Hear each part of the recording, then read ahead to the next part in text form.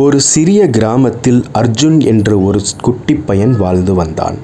அர்ஜுனுக்கு விளையாடுவது ரொம்பவே பிடிக்கும். கிரிக்கெட், ஓட்டம், நண்பர்களுடன் சிரிப்பு. ஆனால் ஒரு விஷயம் மட்டும் அவனுக்கு பிடிக்காது. அது புத்தகம் படிப்பது. புத்தகம் படிப்பது போர் என்று சொல்லி அவன் எப்பொழுதும் ஓடிவிடுவான்.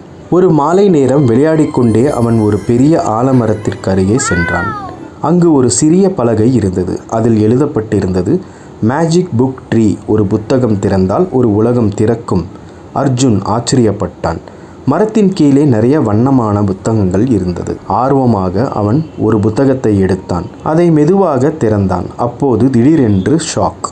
அவன் ஒரு அடர்ந்த காட்டுக்குள் நின்றிருந்தான். அவன் அருகே ஒரு சிங்கம். வரவேற்கிறேன் அர்ஜுன் என்று சிங்கம் பேசத் தொடங்கியது. அர்ஜுன் பயந்தாலும் அதிகமாக மகிழ்ந்தான். அவன் நதிகளை கடந்து மலைகளில் ஏறி கொள்ளையர்களிடமிருந்து புதையலை கண்டுபிடித்து ஒவ்வொரு பக்கத்தையும் திருப்பும்போது புதிய உலகம் அவன் முன் திறந்தது. சில நேரம் கழித்து மீண்டும் ஷாக். அவன் மீண்டும் அந்த ஆலமரத்தின் கீழ் இருந்தான்.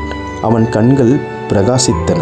புத்தகம் போர் இல்லை, அது மாயம் என்று அவன் சொன்னான். அந்த நாளிலிருந்து அர்ஜுன் தினமும் புத்தகம் படிக்க தொடங்கினான். அவன் விண்வெளிக்கு பயணம் செய்தான். மன்னர்களையும் ராணிகளையும் சந்தித்தான். புதிய விஷயங்களை கற்றுக்கொண்டான். சில நாட்களில் அவன் வகுப்புக்கு மிகவும் புத்திசாலி மாணவனாக மாறினான். ஆசிரியர் பெருமைப்பட்டார். நண்பர்களும் புத்தகம் படிக்க தொடங்கினர். அந்த மாய புத்தக மரம் இன்னும் அங்கேதான் இருக்கிறது. அடுத்த ஆர்வமுள்ள குழந்தைகளுக்காக காத்திருக்கிறது. நல்ல கருத்து. புத்தகம் ஒரு உலகம். படித்தால்தான் அது திறக்கும். நல்ல கதை.